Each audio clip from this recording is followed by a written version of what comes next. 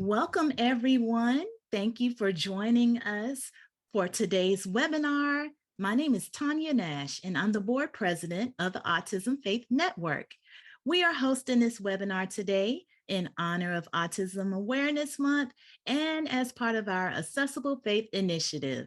Today, we are excited to have Ms. Kelsey Hollis as our guest as we discuss how to promote autism awareness among our youth.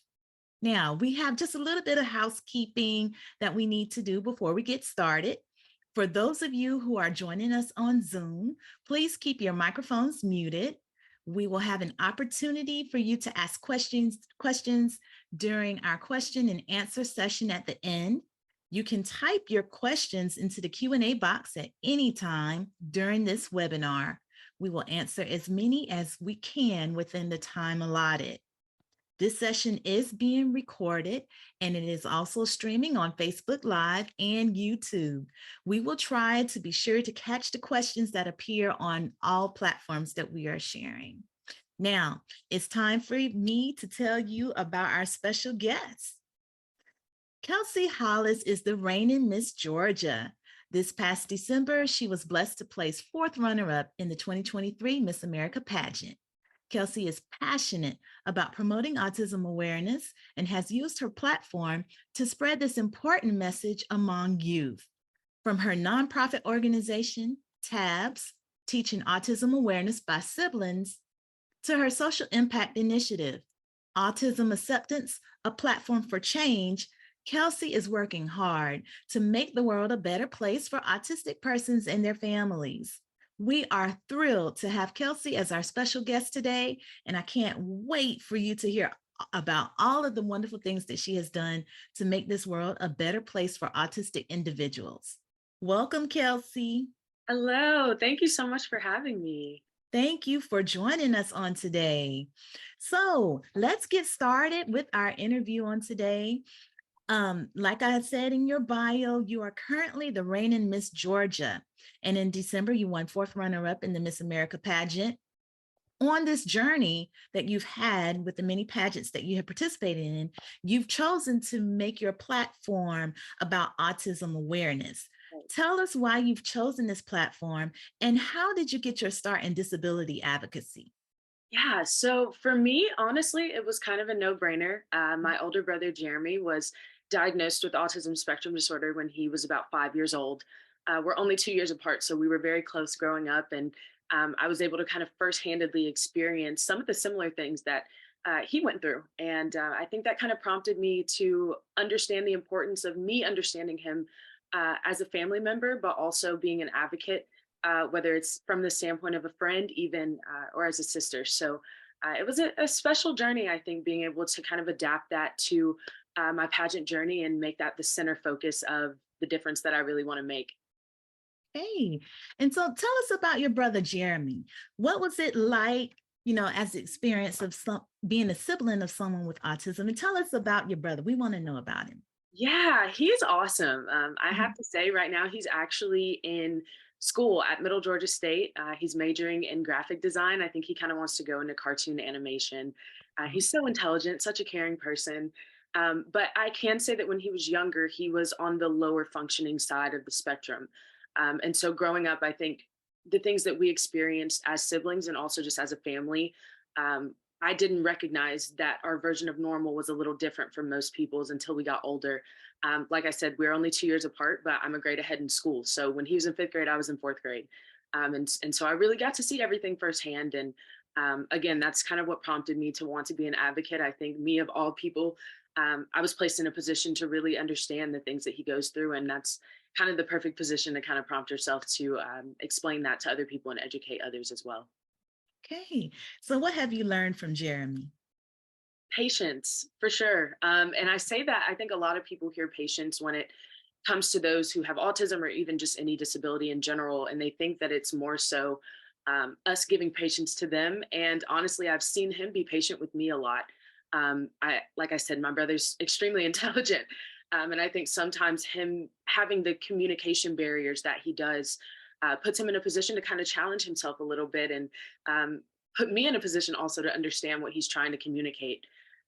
So I think that's been the most interesting part. He's taught me a lot, even just in character. Like I said, he's very caring. He, I definitely can say he is a man of God, and a very strong man of God at that. And so, even from a faith standpoint, I really looked up to his relationship with God as well as we got older. Okay. And so you're very open about sharing your faith.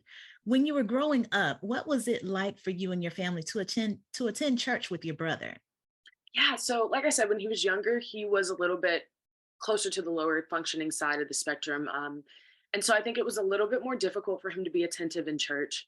Um, there were little things that were kind of triggers that would happen that may result in a meltdown or, result in him asking certain questions that may not be most appropriate in the middle of church. But like I said, I think the older that he got and he started to recognize his autism, and understand how to function with it in a way that put him in a position to still be proactive in society. I started to notice his relationship with God getting stronger as well. He can literally preaches to me all the time. So I think that's special. And even in terms of faith, him holding me accountable as well, I think has been a really cool dynamic of our relationship too. Wonderful. So, what advice do you have for families like yours that's seeking to find a church that is inclusive and that creates a sense of belonging for those with disabilities? Yeah, so I think there's kind of two things. I believe as parents, a lot of times, whether your child has a disability or not, your intuition definitely plays a big part. And actually, instead of intuition, I like to say discernment plays a really big part in entering new environments and understanding if it's going to be welcoming in general. So, one, I would say definitely trust your discernment. But two, also be open. My mom and my dad were very candid as we were growing up, when we would go in new places. We've been at the same church, luckily, for a very long time. So they kind of got to watch my brother grow up. But when things happened that they weren't okay with, and he was being treated in ways that they weren't okay with, obviously in a godly manner, they were very open about that, and also offered a lot of different solutions that would put everyone in a position to feel comfortable. But I think transparency ends up being kind of the number one thing that puts everybody in a position to be able to coexist, and honestly, like I said, learn from each other while we're all at church as well. Okay. So, how has your faith informed your perspective about people with disabilities? Yeah. I mean, I think it was kind of a natural thing in terms of being accepting towards them. I never really had to like teach myself to love my brother. Mhm. And I think there's so many amazing things about him that it was kind of natural in my brain to recognize those special things in other people with disabilities as well. If there was something that I didn't understand that kind of created a barrier between my brother and I at any point in time, I was candid with God about that. And I was open with him about it and asked questions, and asked for guidance in terms of how I can handle that the best way possible as a sibling.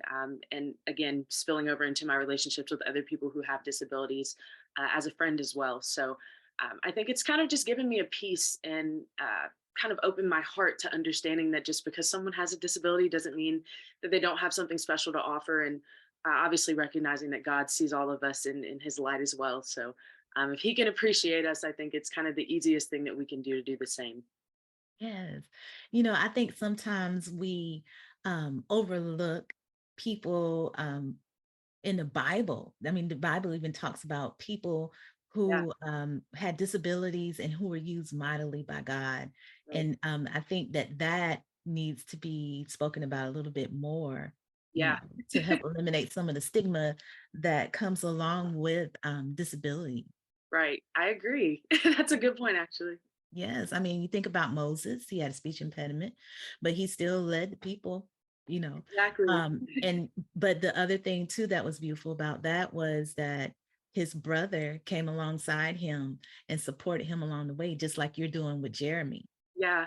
I mean, that's what we're placed here for. I think community has been kind of a theme of my life just over the past couple years. But when I really sat down and reflected, I started to notice that like that's been my life, Mhm. community and being an advocate and just prompting yourself to step outside of your personal needs a lot of times, because that's what we're here for. We're here to build each other up and uplift each other. That's right. Okay. And so, speaking of community, you started a nonprofit organization called TABS, Yes. Teaching Autism Awareness by Siblings. Right. Tell us about that. Yeah, so obviously I, as a sibling, experienced I'd say the highs and lows. I obviously kind of was in a position growing up, being the younger sibling. I didn't really get to be the younger sibling. And there are trials that come with that. And so I wanted to make sure that I was opening a space to still give education on autism, but also be transparent about the things that we go through as siblings, and even other family members of those who have autism or any disability in general. I kind of wanted to open that space for there to be support groups for everyone to come together and feel that safe space to talk about the things that we go through and not feel ashamed or guilty, because we're human and we're not perfect. And I think it's just putting yourself in a position to be trying, but also, like I said, just relaying that transparency. Mhm. And so, you know, that led to you doing a lot of work with young people, teaching them about autism awareness and acceptance. So, what had stood out to you about your work with teaching young people about autism? Yeah, I would honestly say there's two things actually. One, I was very shocked when I first started my education initiative, in specific, how many people really do have connections to autism. And especially when it comes to children, how aware they are of those around them who have autism, or even when they have it themselves, how self aware they are. I think that kind of put me in a position to not really feel like I had to shy away from any type of topic that pertained to autism, because everyone was just so open and really honestly eager to learn about it. And two, I would say honestly, just how much I've learned in the process as well. Like I said, I've grown up with my brother, but he's one person in the world, and one person of the autism community. And so coming in contact with so many different people who have autism and learning how many different personalities can come from autism, and how many gifts also come from autism has been really special too. But I'd say as a whole, like just the response that I get when I come and enter a room with the prospect of being able to teach about autism, how eager and open people really are to learn about it, and also just kind of fix things about themselves that they didn't really focus on before, in terms of how to treat those with autism too. So, what approaches have you used to teach young people about autism? Honestly, I say it's pretty simple. I think it that word transparency, being blatant with people and being very honest and open about the message that you're trying to transcend. Mhm. When I go into different classrooms, obviously if it's in elementary school, as opposed to a middle school or a high school, I have done a lot of making sure that I'm able to kind of transform my language, so that they're understanding of what I'm trying to say, and can also take what I'm saying and apply that to their lives, especially in schools and in classrooms. Another thing is also just kind of interacting with the teachers throughout my lessons as well. I think a lot of times we focus on the peers, but ultimately, especially when it comes to children, they're sponges. And so if they see that their teacher is doing something, chances are they're going to follow after that behavior. So making sure that I'm putting teachers in a position to be educated in the best way possible too, has been really important. Luckily, my mom is a special education teacher. So just growing up and seeing how she puts together IEPs, and seeing how she treats my brother, even in comparison to some of her students, and how she's able to kind of adapt that and personalize those relationships, has really been helpful, I think, within schools, and as I'm teaching about autism acceptance and awareness within the school system in Georgia. Wow. Okay. So, your mom is also a special education teacher. Is, yes, and I think that helped my brother a lot too. Mhm. I think it's kind of a privilege and honestly a blessing in disguise, because I'm pretty sure that she got her master's before my brother was diagnosed. Okay. And so, I think God works in incredible ways, and him being able to have the care from his teachers at school and come home to another teacher, Yeah. but also with the essence of being a mom and Yeah. that nurturing presence, I think, is a big part of the reason why my brother is such a loving person, and so caring, but also so understanding of who he is. Awesome. So, one thing that comes up a lot when we're talking about children and neurodiversity is bullying. Right. How can we prevent bullying, um, with children who have autism? We want them to feel safe in environments with other kids their age. And what can we do to talk to young people to let them know that, bullying's not okay and that there is inherent worth and dignity within every child, regardless of their ability? Right. I think honestly, that's one of the topics that I kind of touch on when I go into schools and teach A cubed. I kind of relayed the message in terms of the fact that we all have things about us that are different. Mhm. And sometimes I think we're a little bit more receptive because the differences are things that we're familiar with. And if you're not familiar with someone who has autism, some of their differences are, I'd say, it cause you to reflect a little bit in a different way.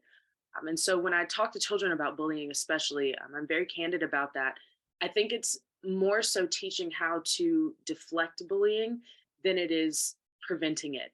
Because I think at the end of the day, we can only control the actions of others to a certain degree, but we can't control the rebuttal behavior and making sure that other students and other children feel comfortable stepping in those situations and standing up for those who have autism or going to an adult and making sure that that situation is being taken care of versus just watching it happen or even just being a part of it happening in that sense too. Mhm. Yes, and I do like what you mentioned about, talking with other students and encouraging them to, speak up, Yeah, to defend those who may not be able to defend themselves. I think that's important. Tell a teacher, go get an adult, let them know that that behavior is not appropriate, it's not welcome in our friend group. We're not going to ostracize or pick on anyone, but that we're just going to celebrate everyone for just who they are. right. Yeah. And that was a big thing for my brother. I remember when he was in middle school, his sixth grade year. So I was still in elementary school. Um, Mhm, particular situations happening. And the saving grace was always that one student that stepped in and made sure that that behavior stopped as much as they could, mhm. or even took that situation to a teacher so that it was addressed in a manner that didn't create more conflict or uncomfortable situations for my brother or even just the other person that was involved in the situation too. Yes, because teachers can't be everywhere at every time, or Right. adults, and if you have kids around, it's important that kids know that it's important not to bully or be Right. mean to people who are different. Right. It's all about education, though. I think that's ultimately what it goes back to. When you're knowledgeable about something, then you're kind of put in a position to know how to handle it a little better. So, although, like I said, there's the rebuttal and making sure that that behavior is corrected, but I think the best way to stop it head on is to make sure that we're able to educate them at the youngest age that we possibly can. Yes, yes, yes, I agree with that. And so bullying doesn't just occur in our schools or in outside, it can occur also in faith-based settings. So, how can we use those approaches in our faith-based settings, in our churches, in places like that? Right. So I think the transformation, honestly, is a little easier than it seems sometimes because although we are in faith based settings as opposed to school, we're still learning. And Mhm, so I think taking those lessons and applying them to lessons in the Bible, kind of like we talked about earlier, even mhm. just kind of implementing like Moses and his speech impediment and the things that are in the Bible that are kind of direct examples of those who have disabilities. I think that kind of is the easiest way to make that transfer to especially children in faith-based settings. But again, I think it also goes back to the adults that are in these settings, understanding the dynamic of what these children go through in terms of having autism, what their families' expectations are for how they feel they need to be treated, and the needs that they have as well. I do think that it would kind of put everyone in a little bit more comfortable of a situation if at some capacity, churches could have someone involved within especially the children's ministries that have experience with those who have special education. I think obviously special education comes in so many different forms, whether it's ADHD, autism, Mhm, ADHD even being a component of autism. mhm. So just some type of experience, I think, obviously can't hurt, but definitely can make for a more comfortable situation if conflict ever does occur. Yes. Okay. And so you've talked about this a little bit, your A cubed initiative. Tell us a little bit about that. You've implemented that initiative throughout 15 schools in the state of Georgia. So tell us a little bit about A cubed and how it got started.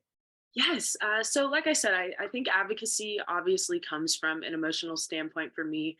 But once I realized the gravity of education, that kind of prompted me to actually want to create an actual initiative that I could go into schools with in terms of the curriculum format. So, A Cubed actually takes students and teachers through the three steps of what I believe it takes to create cohesive environments for those who have autism to feel comfortable in different spaces as well. It goes through the steps of awareness, acceptance, and advocacy. Awareness is kind of teaching actually what autism is by definition, Mhm. some of the things that are considered traits of those who have autism. And then moving into the acceptance component that kind of teaches different ways to merge two communities. So, different ways that we can form friendships with those who have autism. In this component, I also kind of like to pull in students who may have autism to give their experiences and also different things that they would like to experience that they don't really get a chance to experience. I think I can be an advocate all day long, but I don't have autism. And so having that kind of firsthand example of the expectations of those who are diagnosed, I think is really important with my initiative as well. And then the advocacy component just kind of puts out blanket statements in terms of giving students actual ways that they can be advocates, whether it's reducing bullying or being a friend to those who have autism and understanding those spatial boundaries. So I think it's been really beneficial. And like I said, I think it puts a lot of students in a position to self reflect, especially once they're able to really hear from those who have autism. Or even the teachers of those who have really deep experience with students who have autism as well. I love that you said that you include students that have autism in your AQ program, because I Right. think it's very important for um, autistic persons to be able to be a self advocate and to Right. be able to speak up for themselves, speak up for what their needs are. And so I think that's very important to include them so that others can hear how things are from their point of view. Because, you're right, we can advocate all we want, but we don't have that personal experience as a person who is autistic. And so we want to make sure that we include their voices as well. So I really love that you include their voices as well. So, what strategies do you teach them in terms of making friends? Yeah. So are you asking in terms of the types of questions that I ask those who actually have autism or what strategies I give to those who don't? To those who don't, we can start with those who don't and then those who actually have autism. Yeah. So for those who don't, one thing that I encourage them to do is actually go up and start conversation. I know one thing about my brother is he will isolate himself sometimes, but it's not necessarily because he doesn't want to talk to people. I think he just is very comfortable with himself and comfortable in his own space, and also has experienced a lot of situations growing up where he maybe did try and step outside of himself and it wasn't the most comfortable situation. So I think it all comes back to really just encouraging them to treat them the same way they treat their other friends when they're trying to make friends. Yeah. If they see them sitting by themselves at lunch, don't be afraid to include them in your conversations. Don't be afraid to go sit by them, but also still instilling the boundaries of not overdoing it, and making sure that it's a comfortable situation for everyone that's involved. And that's also one thing that I will say, a lot of those who have autism, when that comes up, they say that they enjoy talking to people, and that they really do their best in terms of also creating conversations that are comfortable with everyone. I know one thing about my brother is he does love to talk, but he loves to talk about things that he likes. And so that's one thing that he's actually been working on recently. And a lot of people who have autism are cognizant of that. But, if they're not put in social settings where they feel comfortable enough to try and force those conversations, it kind of puts them in a situation to be secluded a lot. So it's just including everyone in those conversations and kind of giving that relay of boundary as well. I think has been really vital. Mhm. And so with autistic persons, you encourage them to talk about the things that they're interested in, but then also allow the Yeah. other person to be able to share some about the things that they're interested in as well. Right. And I think that also creates almost kind of like a new realm of interest, because you can educate people when you are talking about things that you like, but it also opens the door for you to be educated on different things and also explore the things that you guys already have in common that you never would have known about had you have not started talking about it. So it's very similar, I think, in terms of creating those relationships as we create regular friendships during the day as well, and just making everyone cognizant of that fact and those similarities. Yeah, and I think the point you mentioned about commonalities is important. I think sometimes we focus so much on the differences that we don't focus on some of the things that we have in common. Right. And there may be a lot of things that you may have in common with someone who is autistic, but you Right, have to be willing to open the door to have that conversation with them and to get to know them. right, exactly. Very true. All right. So you, in addition to tabs teaching autism awareness by siblings, and then your AQ program that you also have another initiative that you do. You're so busy. So you also have an initiative called Queen of Summer. Yeah. And that focuses on middle and high school girls with disabilities. So please tell us more about that. Yeah, so when I pretty thoroughly got into pageantry, I was about 13 years old.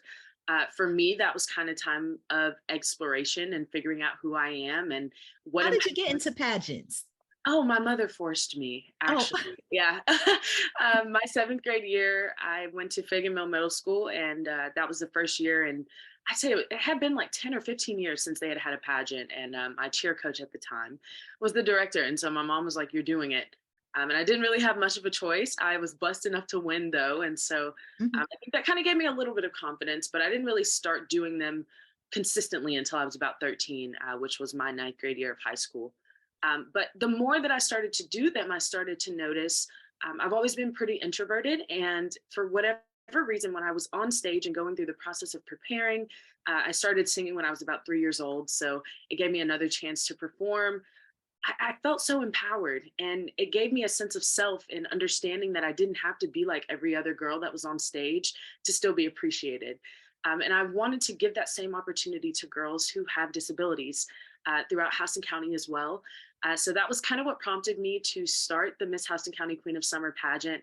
I also kind of wanted to figure out a different way to still merge different communities through the process of preparing for the Queen of Summer pageant. So I involved all the different partners clubs at the middle school and high schools here in Houston County And that's to, in Georgia, right? In the state of yes, Georgia. Mhm. yes, it's Mhm. in Warner Robins. And I basically reached out to all the different partners clubs at the schools and asked if anyone wanted to volunteer. And we paired the girls up with buddies throughout the day of the pageant so that they had help preparing, but also just were able to kind of gain those new friendships. A lot of the girls ended up being paired with girls from different schools.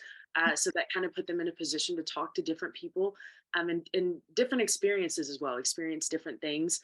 I also was able to reach out to some of the athletes in Houston County and have the guys escort, which for a lot of the girls was just such an incredible experience. And it was very clear that they That enjoyed they like that. it. Oh, yeah.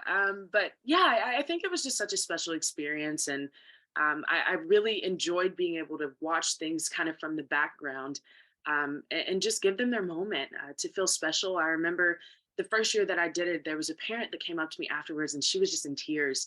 And she was like, "This is the first time that my daughter has ever said that she felt beautiful."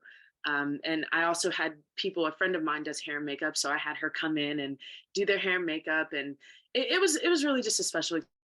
I think just throughout the years, it's really kind of put me in a position to recognize how much more inclusivity really could be implemented into pageants all across the board. Miss Georgia this year, actually, my princess from the very first year that I competed. At Miss Georgia's Outstanding Teen. Her name's Kelsey as well, and she actually has autism. And she competed actually for Miss Georgia with me last year.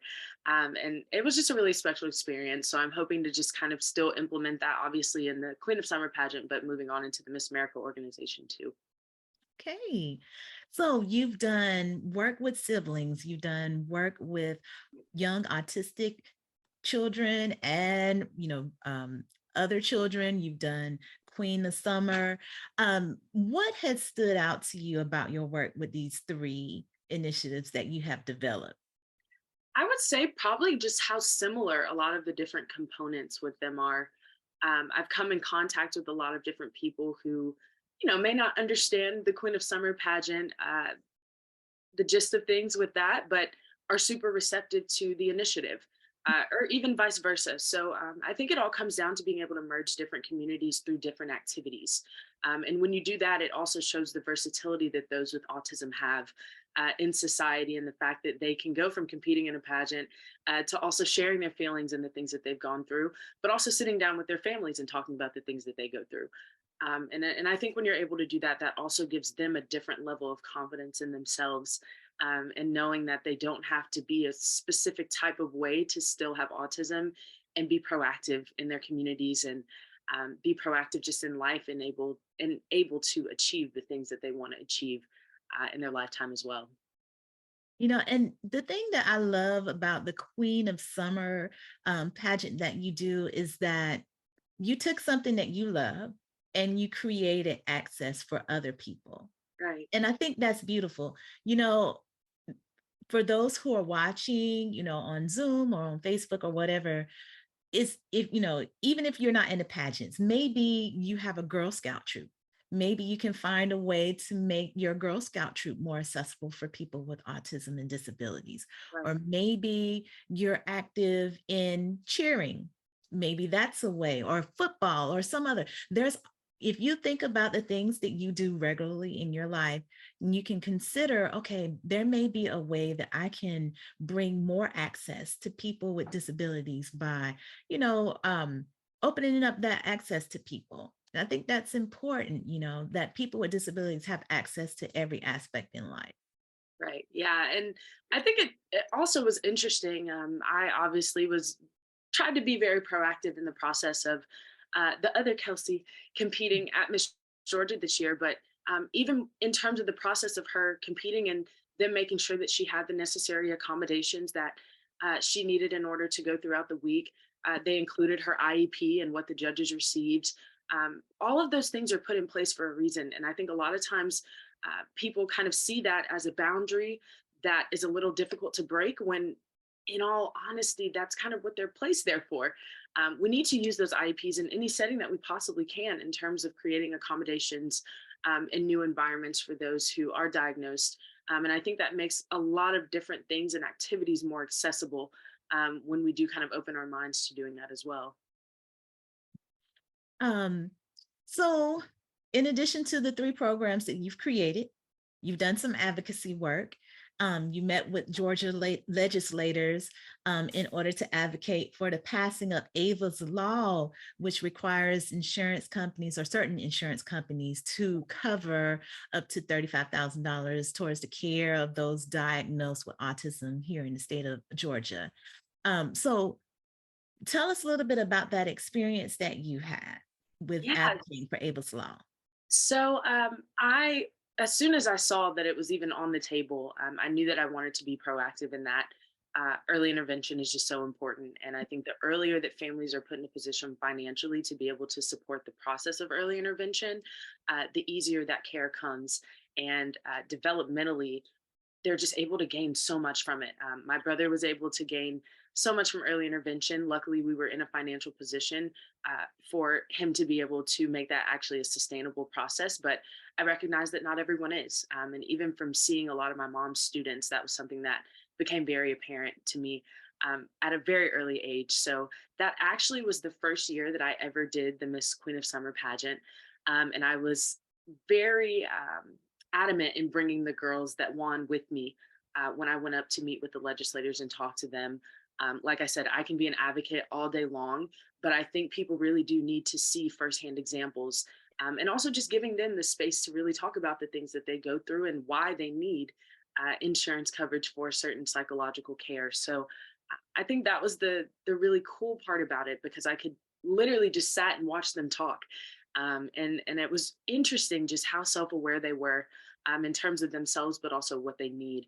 And also interesting to see how receptive our representatives were to the things that they were saying. And it literally was passed that very next week Wow. successfully. So I hope that families all across Georgia are still able to benefit from it. And honestly, hopefully, more states across our nation will kind of implement something similar as well. Yeah.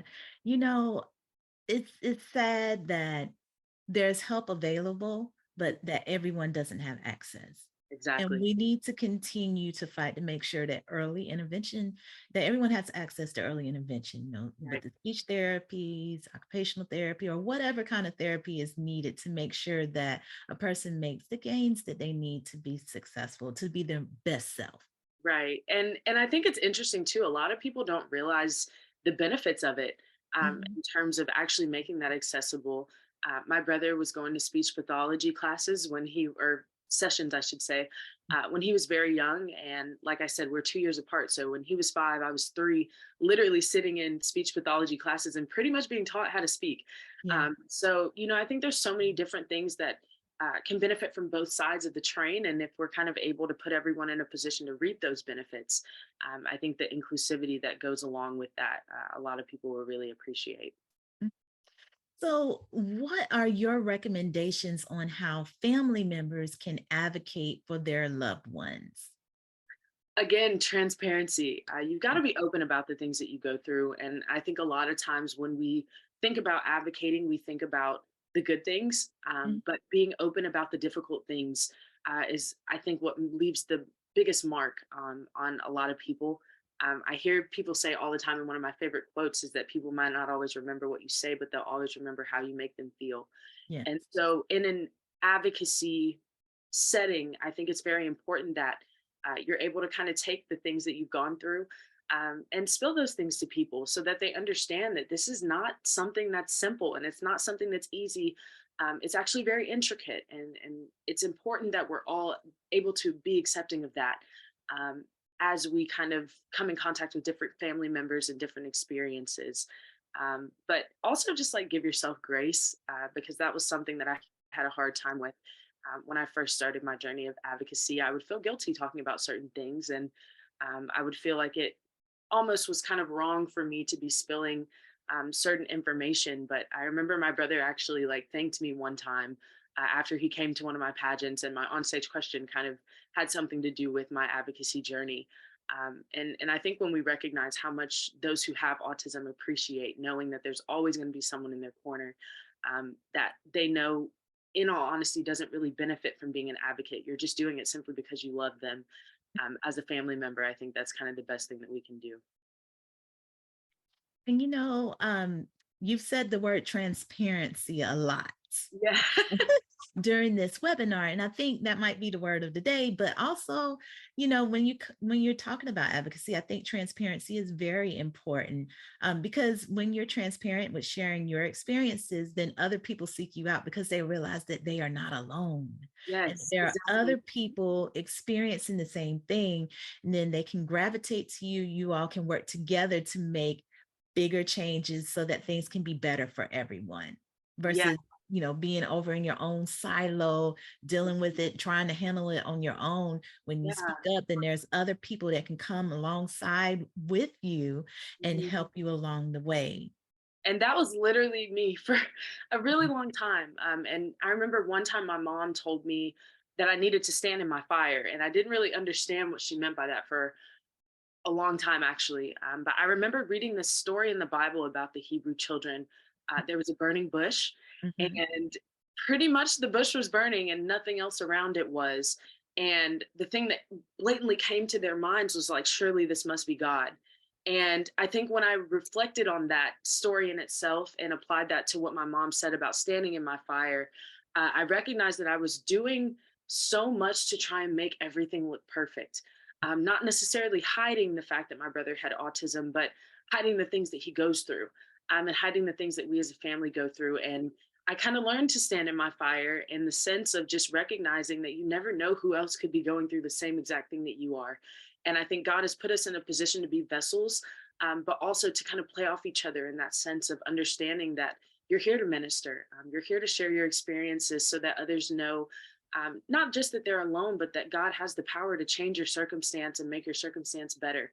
And once I really started to hone in on that, I think the idea of transparency for me wasn't so scary.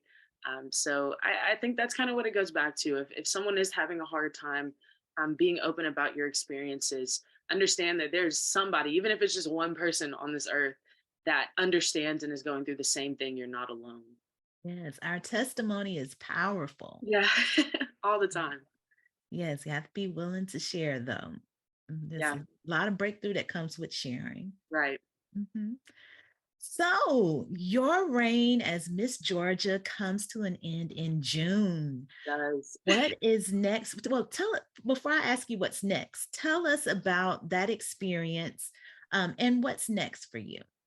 Yeah, I mean, being Miss Georgia this year has really been a blessing. I Mhm. worked really hard.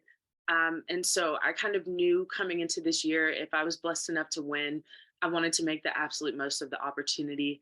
I competed against 50 other girls. So to see that not just in the favor of the judges, but in God's favor, I was fit and deemed worthy enough for the position. I wanted to make sure that I used this year as a year of service and a year of just giving back to the state of Georgia in any way that I possibly could. I was blessed enough to receive fourth runner up at Miss America, but I will say the thing that really meant the most to me was taking home my group's preliminary award for my social impact pitch, which basically was kind of my spiel on my platform being autism. So that was really special. Well, more about that. Yeah. So basically, we kind of had to do like a 30, 45-second pitch on our social impact initiative. Like I said, they just chose mine. They really liked it. And it was just special, I think, to understand how much that obviously kind of, I guess you could say, I don't want to say reflected, but how much it meant to know that there were people in the audience and even possibly on the judges panel that may not have a direct connection to autism, but still understood the gravity of what I'm trying to teach and what I'm really doing with my social impact initiative. My brother didn't get to come to Miss America. It was all the way in Connecticut. So I was like, y'all don't have to come. But he was watching online. And I remember that night afterwards, I got a call from him and he was just like, that's so awesome. Like, congratulations. So I think that really meant the most to me and definitely let me know that I was on the right track and just really following God's purpose for me in the sense of my social impact initiative and advocating for autism. So So that was yeah, voted on by the audience and the judges? so it's basically just the judges. So the way it works at Miss America is they split us up into two groups. Mhm. Um, there was about 25 of us in each group, I believe, and each night you do a different phase of competition. So everyone in my group that day did their social impact pitch. I was actually the very last one in my group. Oh, wow. Yeah, it was really special to know that something I say it's simple just because it's 45 seconds, but you judge 25, 40-second spiels and then Yeah. have to pick one. And so to know that mine was chosen, and I actually wrote it myself, and it really did mean a lot to me and kind of went through everything. I talk about my brother in the very beginning of it, then I talk a little bit about the things that I've been able to do, and then also obviously what I would do as Miss America with it if I had been blessed enough to win. So although I didn't win, I think it's still kind of just a testament. Like I'm still working and still doing everything I can to be an advocate. You're still a winner. Yes, always. Yeah. So what is next for you? Yes, so I will be able to finish school. I go to school at the University of Tennessee. My undergraduate degree will be in journalism and electronic media. I originally wanted to do sports journalism, but the deeper that I got into it, I kind of think I might switch gears a little bit and go more into sports psychology. I've always had a love for sports. I played sports growing up. I think there's so many really interesting things that also can turn sports into adaptive sports as well. So being able to be in that field is something I really am looking forward to. But this year has been a blessing. It's This organization has put me in a position also financially with scholarship money to feel comfortable going back to school and knowing that financially I'll be in a really good place. So I'm excited. Awesome. So where can people get more information about you and the work that you do? Yeah, so one thing that I will say I have focused on this year is making sure that I've made myself as accessible as possible. The Miss America Georgia, well, I should say that's the at name, at Miss America GA, is my Instagram page. I have direct access to it. So if anyone ever has questions, not only do I have tons of information just on my Instagram page about everything, but I am super open all the time to being able to respond.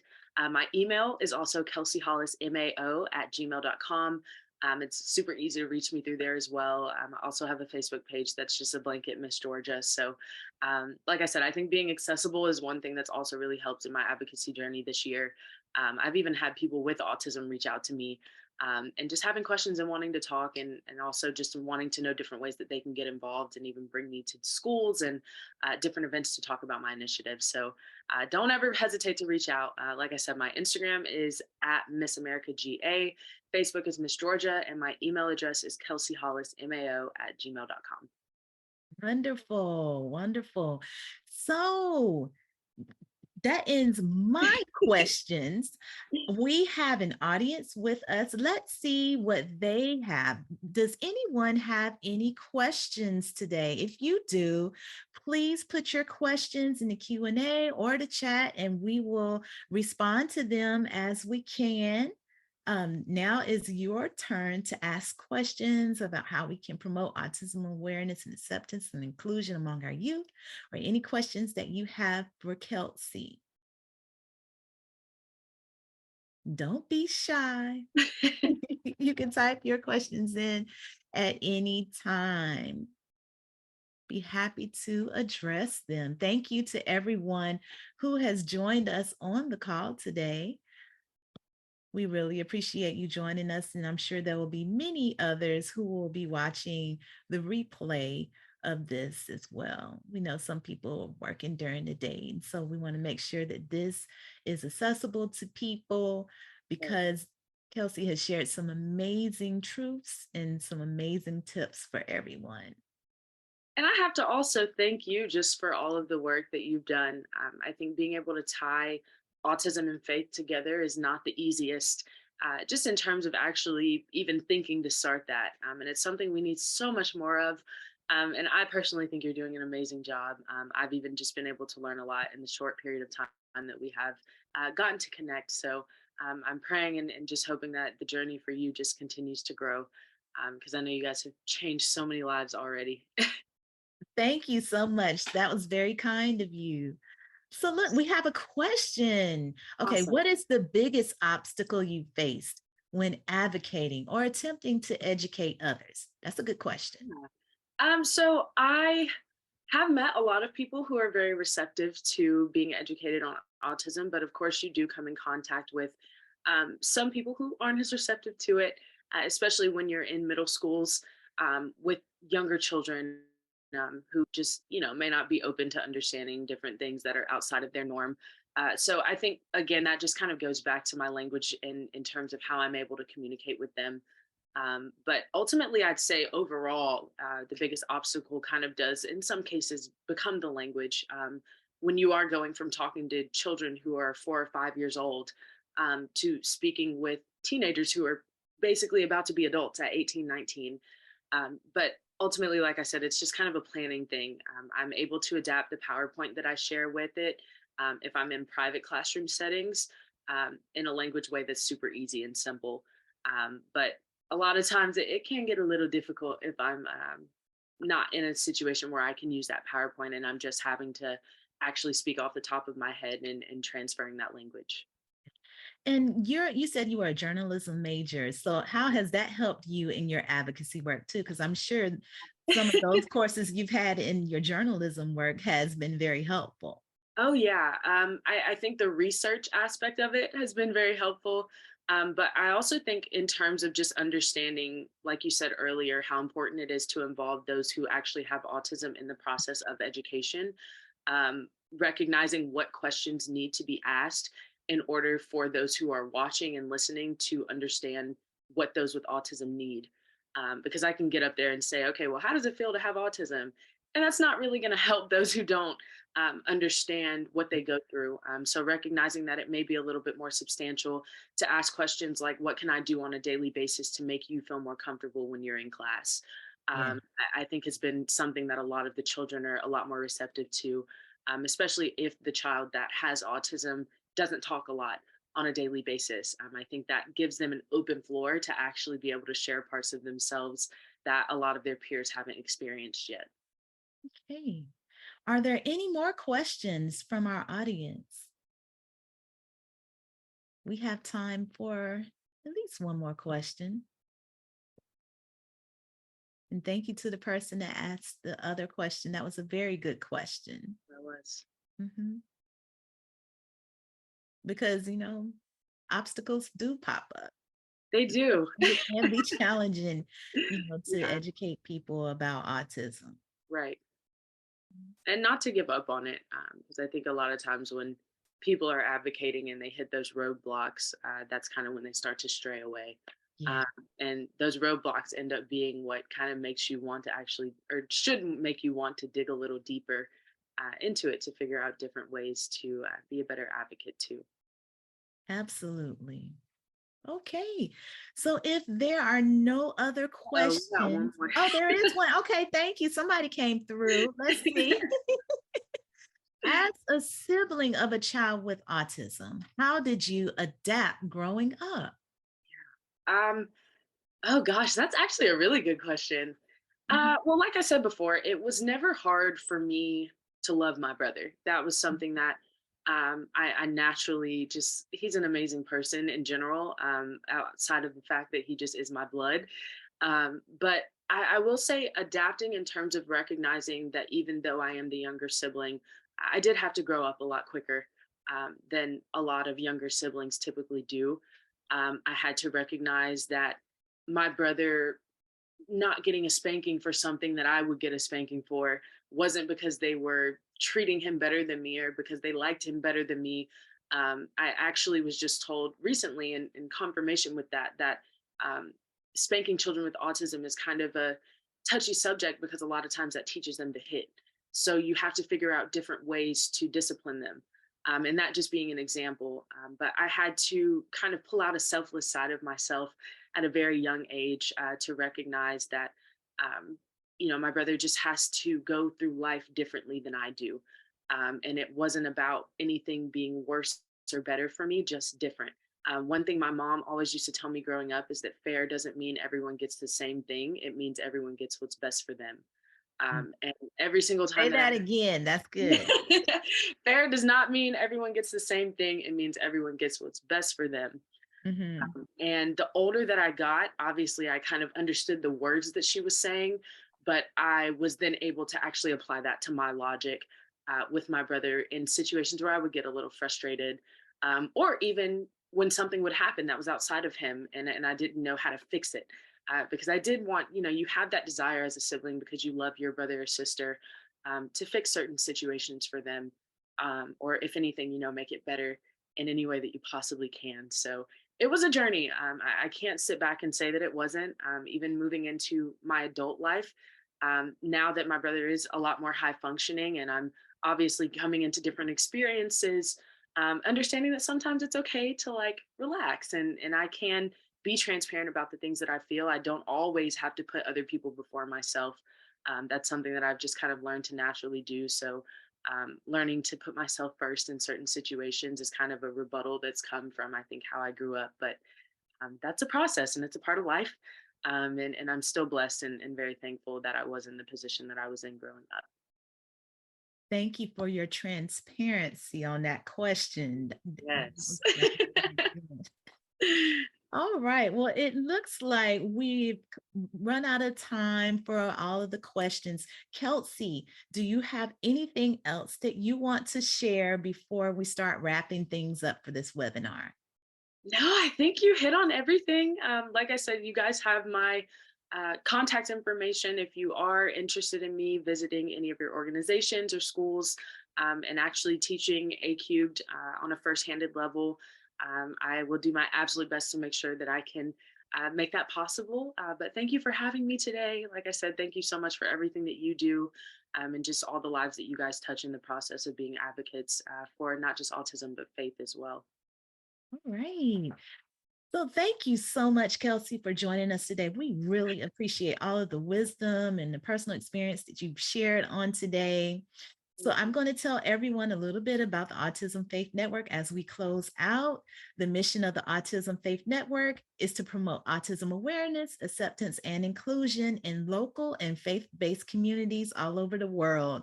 This webinar is taking place as part of our Accessible Faith Initiative. If you haven't already, we would like to encourage everyone to download our free activity toolkit, which contains a list of things that you can do to help your church become more autism friendly. We also have a children's ministry prayer guide that is available for download. Both of those items can be found at our website, which is autismfaithnetwork.com. Places of worship that implement an activity in April for Autism Awareness Month from the toolkit or either from our prayer guide will be eligible for a sensory toolkit, which will include a drawstring tote bag, fidget toys, headphones for children and adults, and handouts. from the Autism Faith Network and resources that we provide. So please feel free to join us for our upcoming webinar, which is how to develop curriculum for your disability ministry. It's going to take place on April 26th at 1 p.m. Eastern Standard Time with Ryan Wolf, who is the president of Ability Ministry. He will be our special guest, and you will be able to view that on our Facebook and YouTube pages. If you have any questions about any of our programs or initiatives, you can feel free to send us an email at info@autismfaithnetwork.com. This concludes our webinar for today. You can learn more about us and the work that we do by visiting our website. On the behalf of our board, thank you so much for joining us today. Have a blessed day, everyone.